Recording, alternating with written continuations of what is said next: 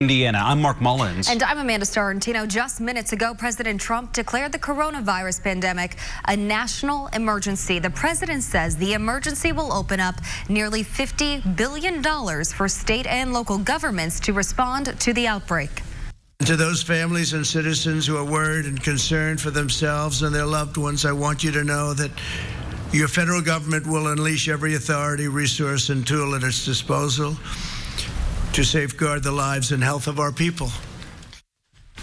Our team is covering this developing story from multiple angles, including a local company at the center of a major development in testing patients for the coronavirus. RTV6's Stephanie Wade has those details. Over the next few days, Roche Diagnostics, which is headquartered right here in Indianapolis, will be sending out 500,000 of these tests.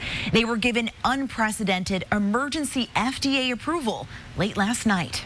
When you see something like this, you can't help but react. Just before midnight Thursday, Roche got the go-ahead from the FDA to send out this new test for the coronavirus to labs across the country. So when a sample would arrive in the lab, it would go into the first box here. But they've managed to create this test in just 6 weeks. It is, for us, an unprecedented event. How it differs from the current test the country is using. This test on our solution can be as fast as 3 hours.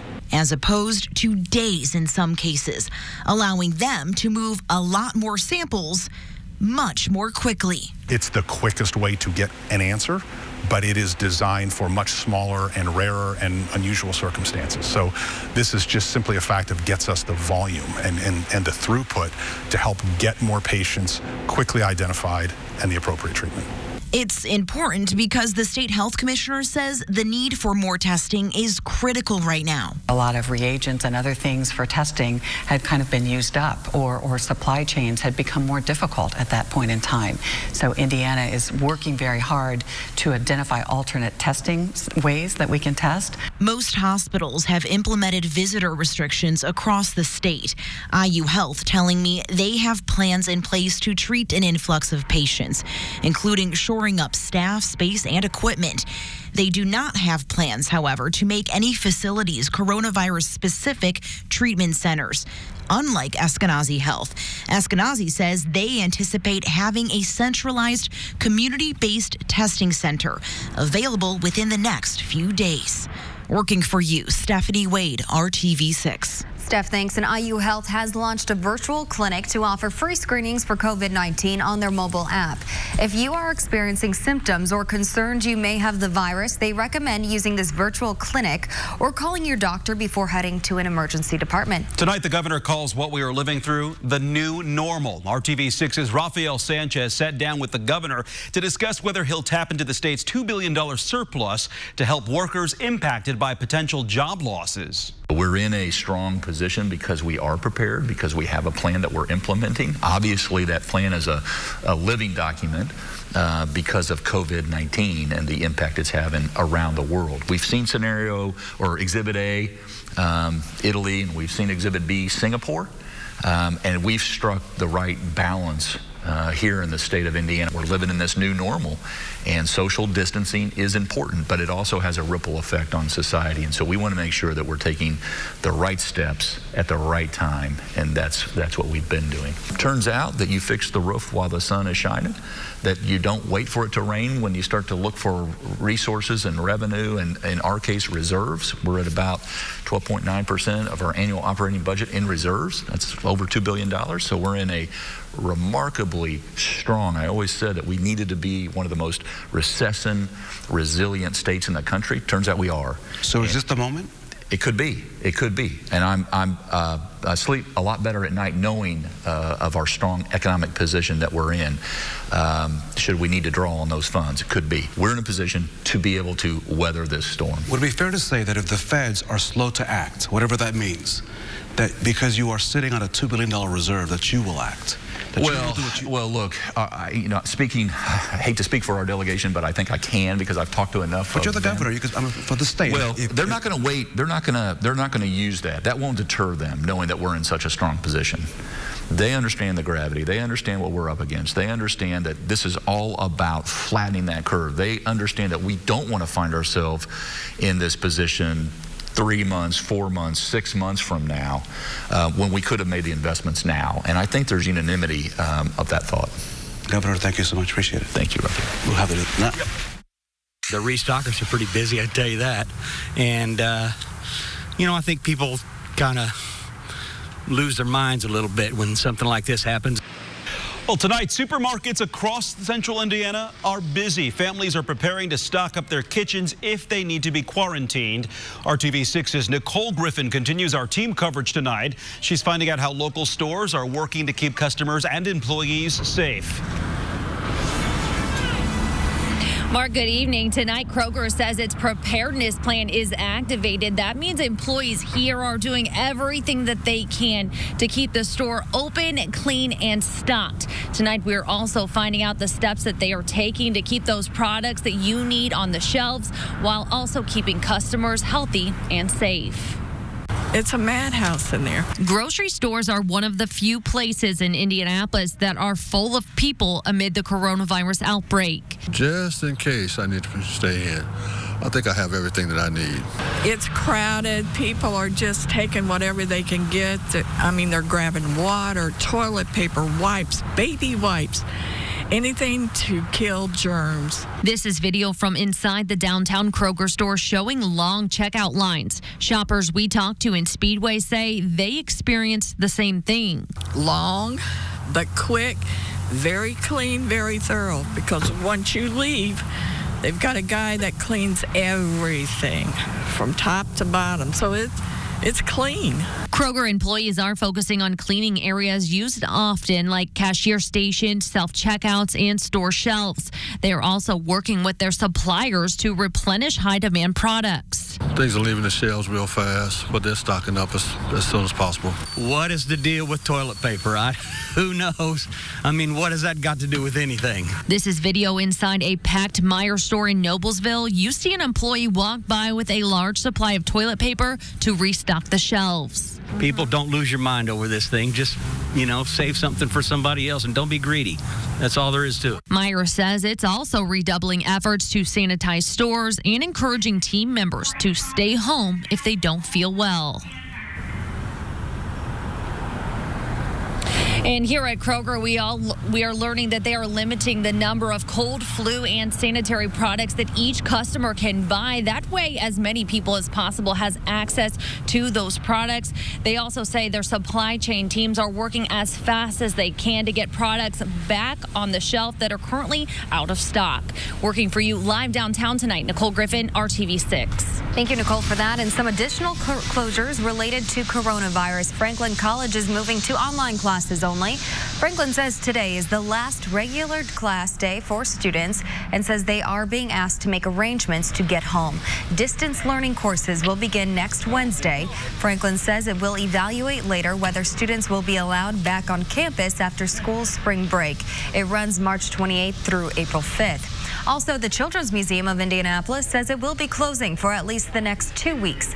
The museum's preschool will also be closed during this time, and all scheduled programs will be canceled. A museum spokesperson says that the museum will evaluate the situation during the next 2 weeks and issue an update before March 28th. And more big changes around the sports world today as leagues continue shutting down to help prevent the spread of coronavirus. That includes a delay to the start of the IndyCar season. Our Brad Brown is here now with the latest. Brad. And Mark, IndyCar and NASCAR were among the last to hold out hope of competing this weekend. But as has been the case with most things, ultimately the decision was made to call things off and wait. IndyCar is packing things up until May, and that's still a maybe at this point. Dave First is in St. Petersburg, Florida with the latest. Well, we've known from the get-go, right, how fluid this situation has been and can be in St. Petersburg, and a late reversal made by IndyCar that this event not only would be postponed, but canceled altogether, including the next 3 races as well. And this information just reaching the crew guys. In fact, an hour or so ago, if you would have walked through here, you wouldn't have seen anybody. because nobody was allowed. IndyCar personnel-wise, no one was allowed back in here. But now that the announcement's been made, these guys are quickly trying to load up these transporters, the tires, equipment, the cars. They've even canceled a test session at Barber Motorsports Park next week. So these guys aren't even stopping there. They're heading back to Indianapolis. And some of the teams haven't even begun to load up their transporters. You're taking a look at Dale Coyne Racing with Vassar Sullivan, their two drivers. Those are the two transporters that right now are untouched. So not only is this one canceled, but the next four total as well. That includes Barber Motorsports Park, Long Beach, and then that finale, Circuit of the Americas, before we get into the month of May. Now, there was some racing, or at least some practice, earlier today here at St. Petersburg. In fact, all three Road to Indy series, the USF 2000, the Indy Pro 2000, and finally the Indy Light series, they all had practice sessions. And the drivers, I'm telling you, they were all excited about the idea of getting back on the track and have a sense of at least a return to normalcy. But as soon as the Indy Lights guys got out of the car, about 30 minutes after that fact, where they realized that they were done for the weekend. We'll see what happens over the next coming months. Not even these crew guys are sure about where they're testing next, where they're headed next. Right now, the schedule is this. They'll be on the track at the Indianapolis Motor Speedway, that road course event leading up to the Indianapolis 500 in May. In St. Petersburg, Dave First, RTV6 Sports. NASCAR did not make it on the track this weekend. They postponed their race in Atlanta and next weekend's racing at Homestead Miami Speedway in Florida. The series says it will continue to monitor the situation and assess the upcoming schedule soon. The IHSAA has decided to postpone the boys basketball regionals. That decision coming just 24 hours after plans were made to play the games in front of limited fans. Commissioner Bobby Cox leaving open the possibility of finishing the tourney at some point, but that remains to be seen. Tomorrow's gymnastic finals are still scheduled to happen. That'll be at Ball State's Worthen Arena. No fans will be allowed in for the event. And with so much information out there, we want to help you and your family navigate the coronavirus. Everything you need to know is now in one place, including all the event cancellations, postponements, and school closings. Just go to theindychannel.com. Still to come at 5:30 on RTV6. Schools are closed, kids are home, and they're asking questions about the coronavirus. Find out what you should keep in mind when trying to help your child make sense of what's all happening. And coming up next here at 5. What Indianapolis public schools are doing to make sure all children in need get meals during the school closures. And there's only one opportunity for snow in my forecast. That's tomorrow, a rain-snow mix. We'll go through the hourly Saturday forecast, and I'll show you some spring-like temperatures as well coming up. 0 first month's payment and 0 to its signing. Practically just sign then drive. Coronavirus concerns are also prompting schools in our area to temporarily close, creating a major void when it comes to feeding kids. Thousands of students rely on their school for breakfast or lunch. Megan Sanctorum is working to find out what is being done to make sure they have meals to eat throughout the closure. The decision to close schools left some parents with a lot to figure out. Crazy, like trying to figure out who's going to watch the kids while we work. You know, how we're going to feed them. It's just crazy. But parents like Jamie Hines have one less thing to worry about as IPS works to provide meals for kids throughout the closure. Today, trucks like this were parked outside 7 different schools, and this bus went into 2 different apartment complexes, offering food to anyone in need, 18 years old or younger. They are cold, prepackaged meals. We have a ton of fresh fruit, a bunch of milks.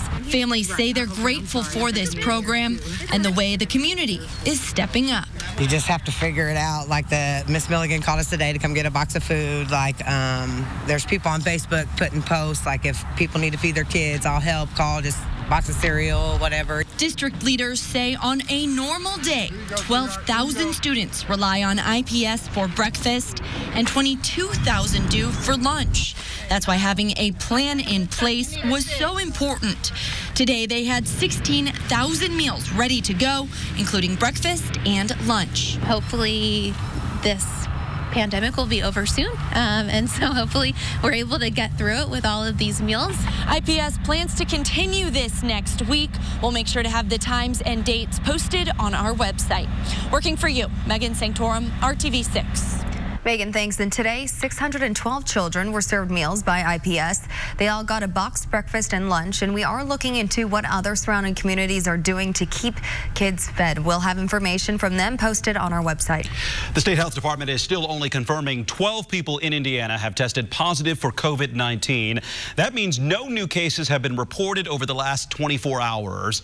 The department also says 73 people in Indiana have been tested for the virus so far.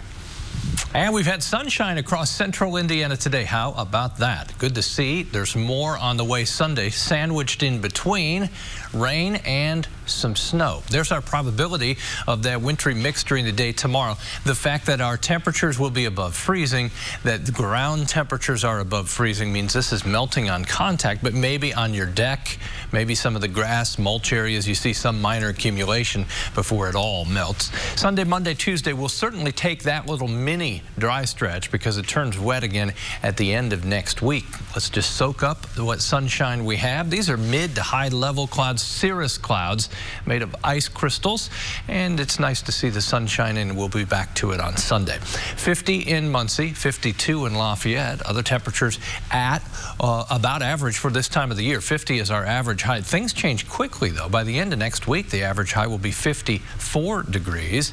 Temperatures tonight will be above the freezing mark. Say hello to Maddie. It's not very often she picked Hi, Maddie. Oh, check her out. She picked a great day for sunglasses. Yeah, she needs them today. Take them off tomorrow because you won't need them.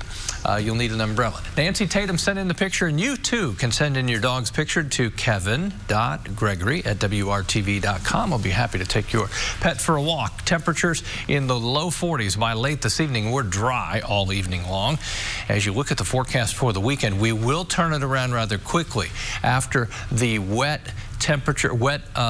rain snow mix. Let's say wet mess tomorrow. 39 temperatures bounce back with that sunshine on Sunday at 47. Probability of the rain snow mix sky high from late morning through the early evening hours, and at times will be all snow to the north and at times all rain, especially in the southern half of the state. Let's pick up the storyline. 7 a.m. a few sprinkles, but by mid to late morning, this is early afternoon, rain, central southern Indiana. There's your burst of heavy wet snow. Lafayette, Kokomo, and Peru. That mixes out, changes to rain as well. Then before this ends tomorrow night, I think we'll end with a little snow mixing in. As far as rainfall potential, may see a soaking of ½ an inch to 3/4 of an inch in some of the heavier areas, less than that, ½ inch or so from central Indiana to the north. Saturday temperatures, they start in the 30s, they stay in the 30s. It won't be overly windy. Temperatures no warmer than about 39 degrees. Sunday, lots of sunshine. Southern half of the state starts with some clouds. We'll pick up some sunshine as we go through the afternoon hours. Temperatures on Sunday respond to that sunshine. 38 at noon, 47 for the afternoon high temperature. Mid-40s in northern portions of the state. This will be a base temperature from which we'll continue to warm up next week. 55, I skipped Monday, Tuesday. You'll see that in the 7-day forecast here in a second, but 55 Wednesday. Just want to show you the momentum we pick up Thursday. Rain becomes likely, but 65 degrees, and then we'll be almost, that's a good way to put it, almost 70 a week from today.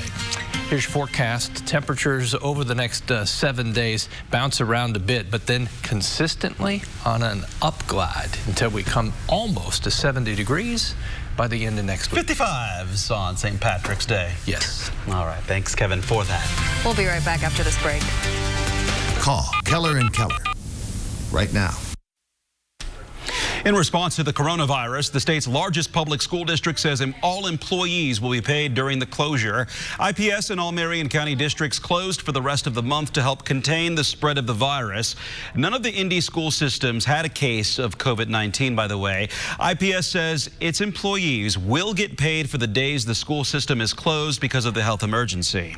When I think about our food service workers, our bus drivers, oftentimes are people who can't afford to have an unexpected week without pay, and so we want to make sure our employees are taken care of. The superintendent says that next week the school board will be voting on a policy that will allow the district to continue paying people if the shutdown extends beyond the current dates. We know there's a lot of information to absorb as we all deal with the threat of the coronavirus. That's why you will want to tune in to a special report tonight at 7, Coronavirus, the Facts, only here on RTV6. And coming up at 5:30, another example of how the coronavirus is disrupting the daily life of Hoosiers. Students were excited to perform only to learn the show would not go on. Single day. This is RTV6 News at 5, working for you.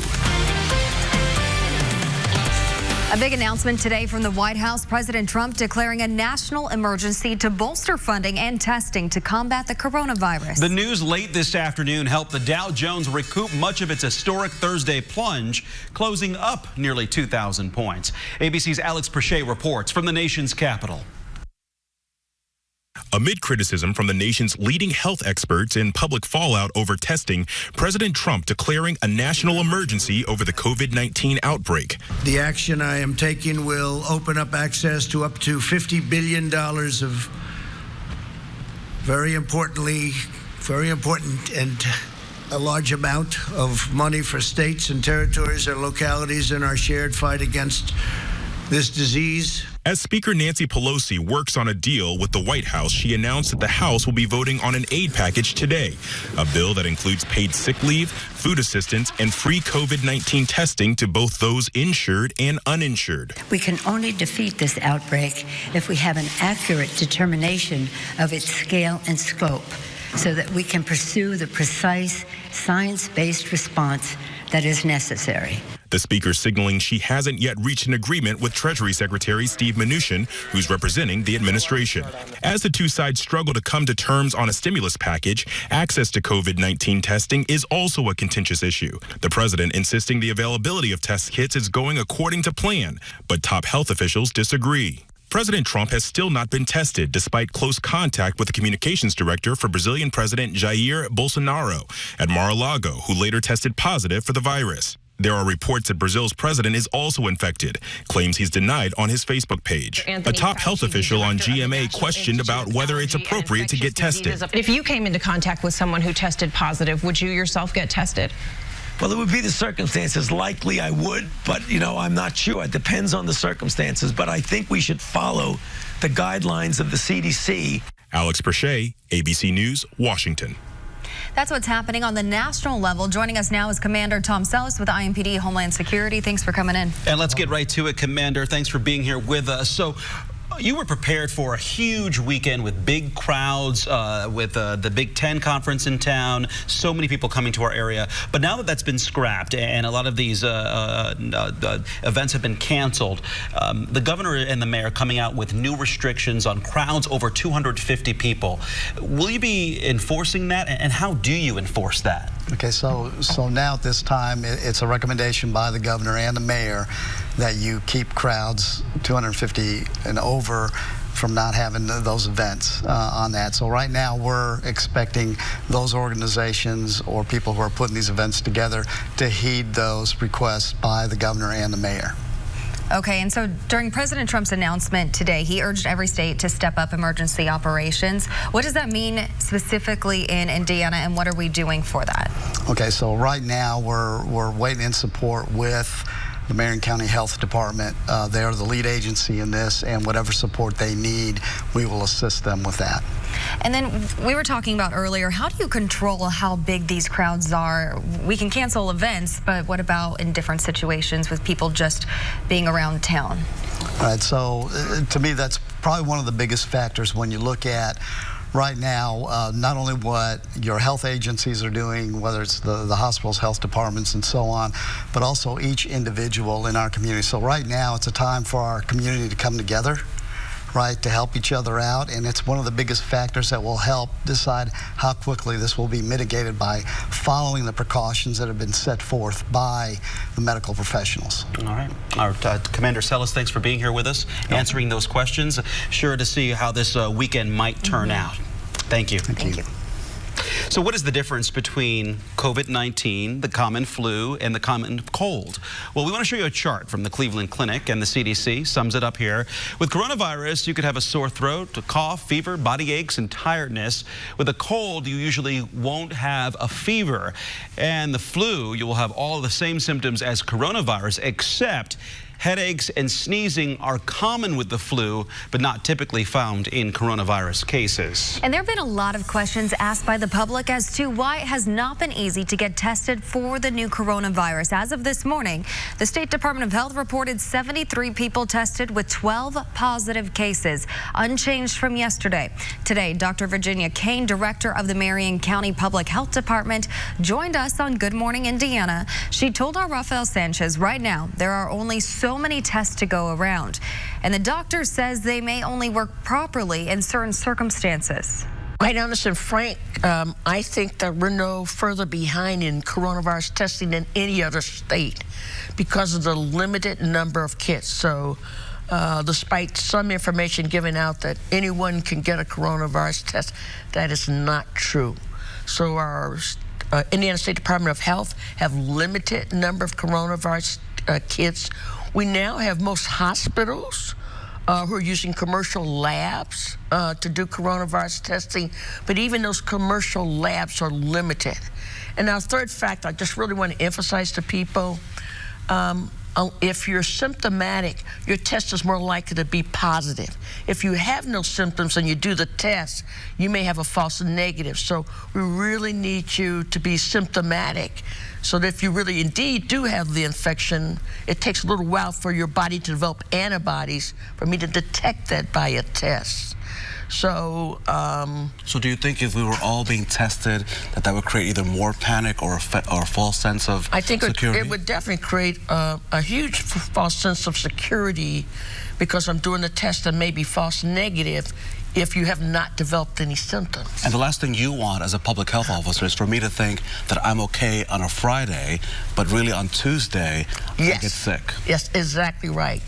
So we still have limited coronavirus tests, and we want to be very judicious in how we test folks. And so just want to really encourage all of our healthcare professionals know that criteria, and the public, please have an understanding that at least we can determine that you're a high risk. We do not want to use those tests needlessly, but we're hoping that we will get more kits to the state of Indiana. But until that happens, we have to follow the criteria that's presented out by the Indiana State Department of Health. Experts say washing your hands is key in efforts to prevent the spread of the coronavirus. You should wash your hands with soap and water for at least 20 seconds. They say that's about the amount of time it takes to sing Twinkle Twinkle Little Star. You should wet your hands first before applying the soap. If soap and water are not available, hand sanitizer is the next best thing, but it must contain at least 60% alcohol. Earlier today on Facebook Live, our Meredith Barrick spoke with a medical professor from Marion University about how easily coronavirus can spread. If one person has coronavirus and there is somebody within the distance of 3 to 6 feet from this person, there is a great possibility that they may get, because this disease is spread through droplets that are released, because when you cough or when you sneeze, you're going to release, especially when you cough in case of COVID-19, you are going to release these droplets. These droplets can travel up to a distance of 6 feet and the other person is going to inhale those, and then they could get the disease.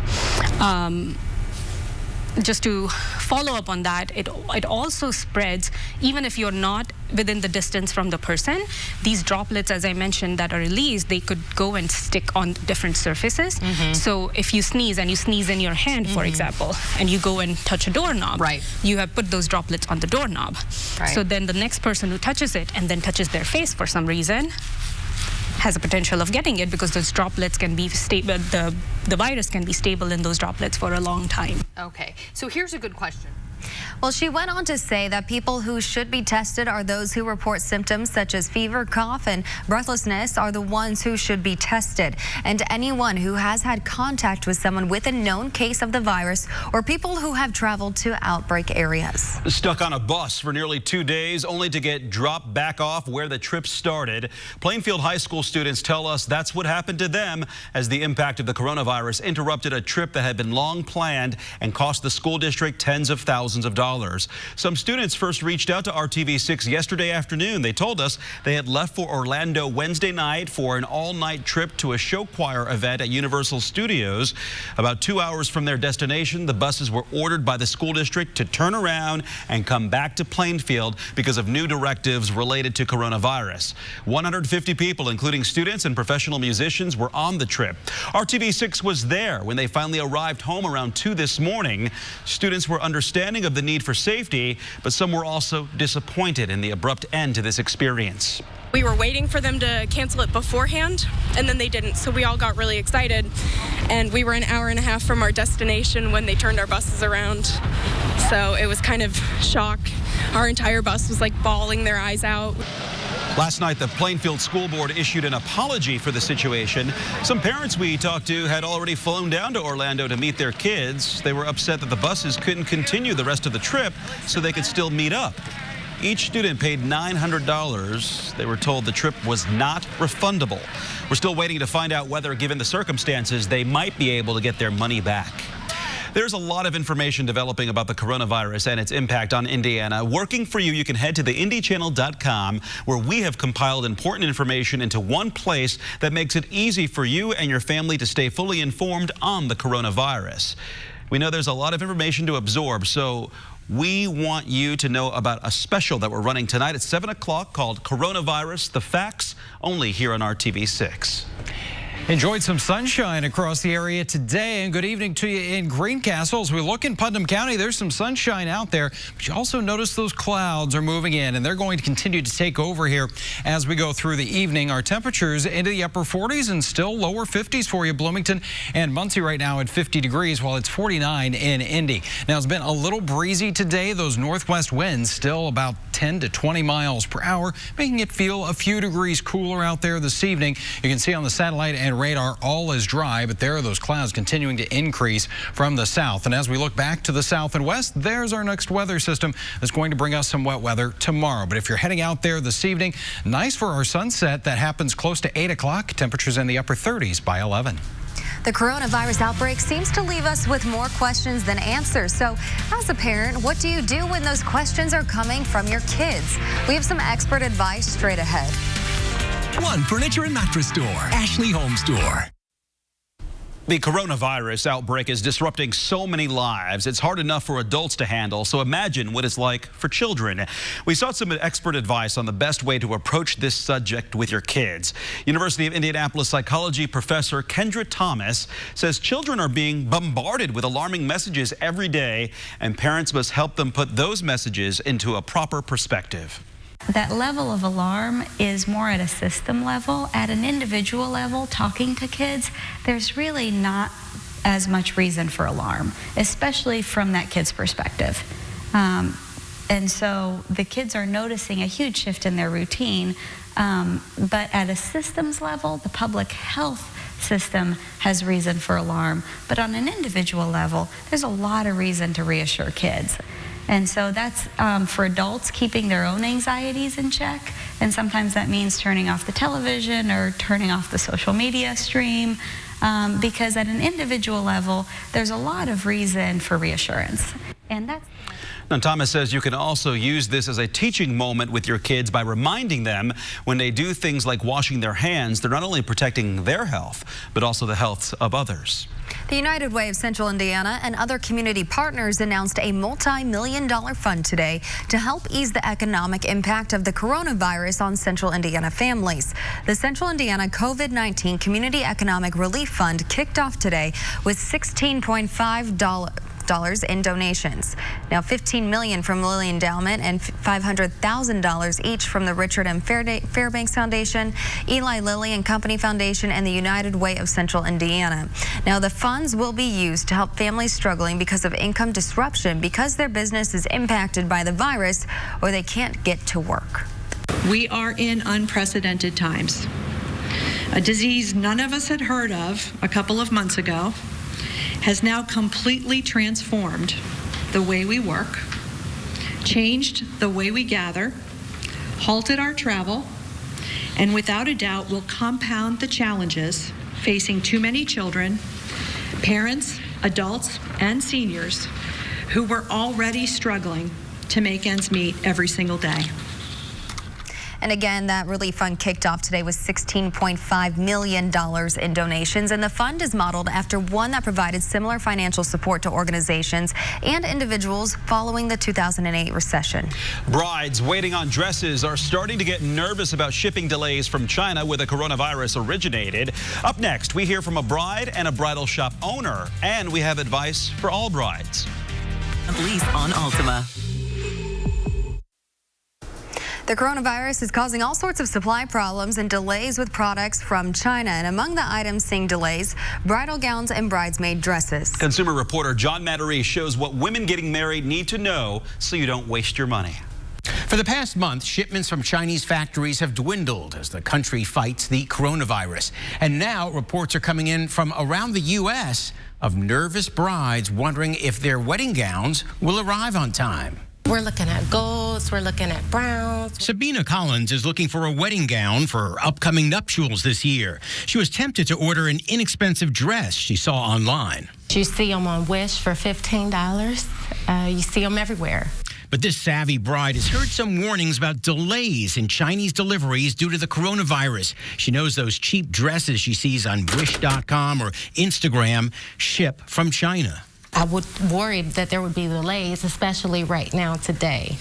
Now, bridal shops say you may want to be very careful these days if you're someone who's trying to save money by ordering a gown or bridesmaids dresses directly off the internet. And you have no idea where those dresses are coming from. Be aware and do your research and do your homework, because this is not a time where you want to, go on the cheap end. It's your wedding day. You've got one shot at this. You don't want to make a mistake. Tina Minshall says her shop is seeing some very minor delays in their orders. Maybe a week here and there, but nothing that the consumer's ever going to feel. But she says if you deal with a reputable local bridal shop, they will make sure you get a dress that's already on the way or comes from a manufacturer that is not based in China. So while, yes, they might have a factory in China, they will also have one in India, Sri Lanka. They've got them here in the States. Sabina says she's not going to risk a dress that doesn't show up for her big day, so she's staying local. Even before the virus, brides have complained that discount dresses from China often look nothing like the photo. So read reviews before ordering so you don't waste your money. Working for you, I'm John Matarese for RTV6. Thank you, John. Well, our temperatures right about where they should be for this time of year. We're in the upper 40s, and we got some 50s out there. 52 in Lafayette, 48 right now in Columbus, and the cooler air is going to be taking over here. Check out the East Coast, though. Close to 80 degrees in Richmond, Virginia. As we look back to the west, though, there are some 30s. Minneapolis, and that's where we can expect to be tomorrow. Here's a look at the bigger picture and that weather system coming together in areas to our west. So for tonight, we'll increase the clouds. Our temperature down to 35, but we will stay dry. Here's a look at TrueCast, 6 o'clock Saturday morning. We've got the clouds, all the precipitation still off to the west. So I think it's a dry start to our day, but we will gradually increase those precipitation chances. This is by the middle of the day. And we got to say precipitation here because not only are we talking about some rain chances, but some snow that's going to mix in at times, especially as we work our way to the north here. I think any snow accumulations are going to be very light and mainly on the grassy areas here where we have some of those higher snowfall rates. But for the most part, it's going to be mainly a chilly rain here that will continue into the evening. But even by 8 o'clock tomorrow night, you still see some of that light pink that is shading in there. As far as rain potential, most of the models coming in around 1/4 of an inch. Some locations, though, could certainly see about 1/2 inch of wet weather coming our way. Saturday is certainly going to be chilly. Temperatures, again, about 10 degrees colder than where we are this afternoon. Wind won't be too much of a factor for us, but there are those hours that we're going to have some of the rain and snow showers for you Saturday. Just 37 the high in Marion, Indiana, 38 in Frankfort. We'll find those temperatures close to 40 degrees in downtown, lower 40s in Shelbyville and Richmond at 39. Numbers that will come in around 40 in Bedford and Columbus for your Saturday afternoon. Good news is things are going to start to recover here as we go into the second half of the weekend. Certainly we'll see some more sunshine around in our Sunday forecast, and numbers that start off around 30 will get back into the middle 40s. So still a little cool, but as we go into the extended forecast, it looks like we are going to continue this trend back to above average temperatures. This is the outlook that takes us right through the 23rd of March when the average high gets to 55 degrees. 7-day planning forecast as we put it all together for you, and the 50s are back here early next week. Looks like we'll keep things dry through Tuesday and St. Patrick's Day. That daily chance for rain, though, does return next week, and by Friday we could have a few thunderstorms in the mix as well as high temperatures approach 70 degrees. Thanks, Kyle. Hey, a special reason to watch American Idol this weekend. The show will feature some homegrown talent. Meet the Indiana native shooting for the stars when the news continues.